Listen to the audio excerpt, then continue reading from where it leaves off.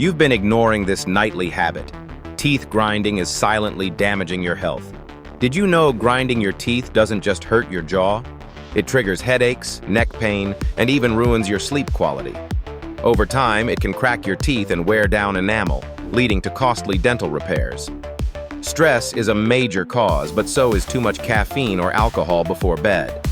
Try using a mouth guard, practicing relaxation techniques, and cutting back on stimulants. Protect your smile and your sleep. Follow for more daily health tips.